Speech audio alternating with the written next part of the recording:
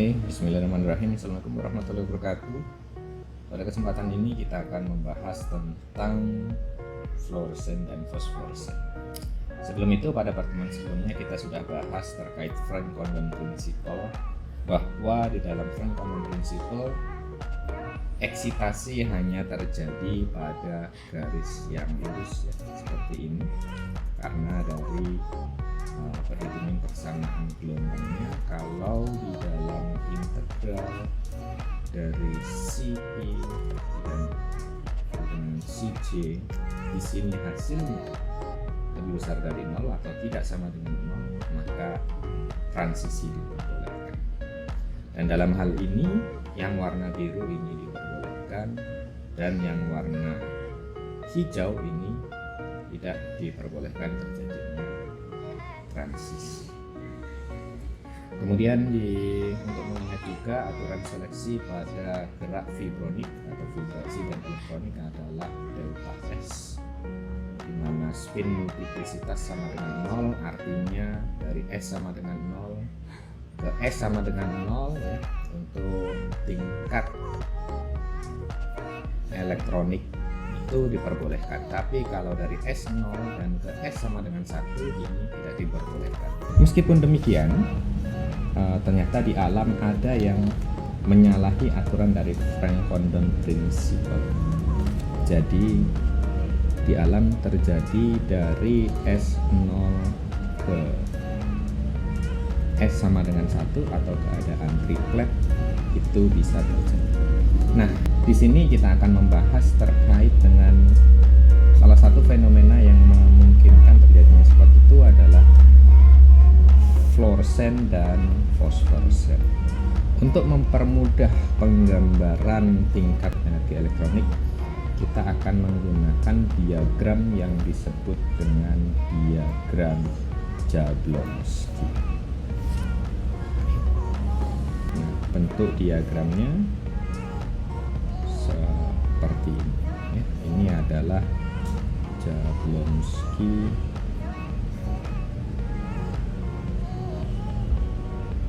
energi diagram. Nah, di sini misal kita punya itu ada S0, S1, S2 itu adalah menunjukkan tingkat energi dari keadaan singlet. Kemudian ada di T1 ini adalah tingkat energi triplet namun dalam keadaan tereksitasi. Jadi kita asumsikan di sini adalah singlet ground state. Kemudian yang dua ini adalah singlet excited state. Kemudian kita juga sudah memahami bahwa di dalam tingkat energi elektronik di situ terdapat tingkat energi vibrasi dan tingkat energi rotasi. Angka yang kecil-kecil ini adalah 0, 1, 2, 3, 4 dan seterusnya, itu adalah tingkat energi vibrasinya. Di sini juga sama, di sini juga sama. Kemudian di sini adalah tingkat keadaan triplet state.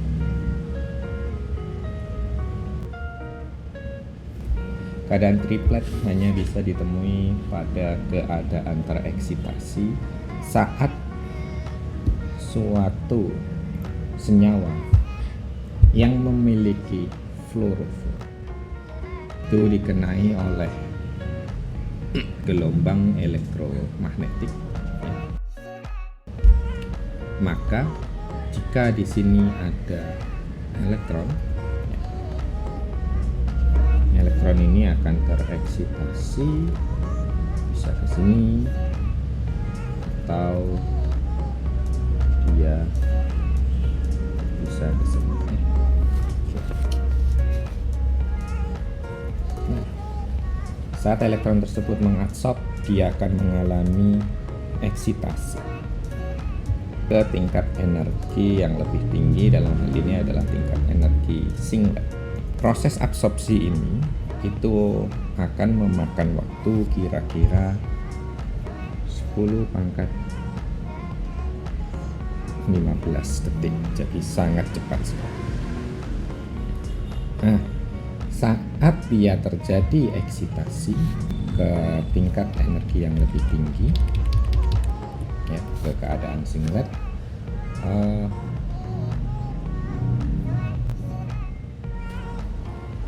saat dia tereksitasi keadaan singlet, ya, setelah waktu itu dilewati, maka elektron tadi dia bisa melakukan yang namanya relaksasi ke tingkat energi elektronik terdekat. Kemudian dia melakukan internal conversion, ya, internal conversion ke tingkat energi terdekat dan kembali lagi ke tingkat energi semula di ground state. Nah, inilah yang disebut sebagai fluorescence. Fluorescence ini terjadi kira-kira jangka waktunya adalah 10 pangkat minus 9 sampai 10 pangkat minus 4 detik. Ya, jadi sangat cepat. Sementara yang ini tadi disebut internal conversion atau IC. Karena terjadi proses yang lebih lama relaksasinya, maka panjang gelombangnya yang di sini, jika ini adalah lambda 1 yang mengenai, ya, yang mengenai suatu senyawa tersebut, maka saat dia terjadi fluoresen, panjang gelombangnya akan lebih panjang dari yang mengenai diri karena prosesnya jauh lebih lama. Kejadian ini dapat bersifat dua macam. Fluoresen ini adalah salah satu kejadian yang disebut radiative emission. Radiative emission atau radiative relaxation, artinya proses ini menghasilkan foton yang ditangkap oleh detektor. Namun ada peristiwa lain yang disebut dengan non-radiatif, dan ini sangat random, ya. Jadi antara radiatif dan non-radiatif sangat bisa terjadi, dan ini sangat random. Ini yang non-radiative fashion, artinya dia tidak melepaskan foton, ya. Namun dalam hal ini fluoresen adalah transmisi yang bersifat radiatif, ya, yang bersifat radiatif. Kemudian tadi saya belum menambahi bahwa untuk internal conversion di sini jangka waktunya adalah 10 pangkat minus 14 sampai 10 pangkat minus 11 detik. Ya. Internal conversion ini diatur oleh Cauchy rule, artinya bahwa saat dia tereksitasi ke tingkat energi yang lebih tinggi, maka proses relaksasinya itu disertai dengan gerak vibrasi. Jadi proses ini melibatkan gerak vibrasi, ya, kemudian sampai ke tingkat energi dasar terdekat, kemudian setelah itu baru diikuti dengan internal conversion sampai ke tingkat energi awal, ya, yang disebut sebagai fluorescence. Ada kalanya saat molekul tersebut dikenai oleh gelombang elektromagnetik, ya, maka proses dari internal conversion ini, ya, seumpama dia berhenti di sini, dia akan nyebrang ke tingkat energi triplet atau triplet excited state, ya, ke T1. Nah, ini yang disebut sebagai forbidden.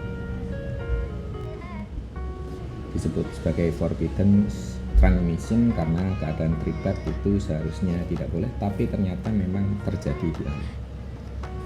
Nah, saat dia terjadi saat dia menyeberang dari keadaan singlet excited state ke keadaan triplet excited state. Proses inilah yang disebut sebagai intersystem crossing. Ini disebut sebagai intersystem crossing atau ISC. Nah, saat dia ke dalam keadaan triplet ini, ya, keadaan triplet state, kemudian saat dia kembali ke keadaan dasar, nah, kalau dia saat kembali itu bersifat radiatif, maka inilah yang disebut fosforsen. Di sini dapat kita lihat bahwa waktu fosforsen ini jauh lebih panjang dibandingkan waktu dari fluorescent, karena selain internal conversion dia juga mengalami intersystem crossing, sehingga waktunya untuk fluorescent ini cukup lama, yaitu sekitar 10 pangkat minus 3 sampai 10 pangkat 2 detik. Jadi fenomena seperti glow in the dark itu adalah manifestasi dari peristiwa fluorescent dan fosforescent. Nah, lantas, apakah yang dia sudah bertransisi dari singlet state ke triplet state ini juga dapat kembali lagi ke keadaan singlet state. Kemudian setelah itu dia akan turun ke keadaan dasar. Nah, ini yang disebut sebagai delay fluorescent. Delay fluorescent. Jadi dapat diartikan di sini bahwa secara sederhana fluorescent adalah, kalau kita lihat dari asal usulnya, itu dari keadaan excited singlet state ke keadaan singlet ground state. Tapi kalau fosforescent itu dari excited triplet state ke keadaan singlet ground state.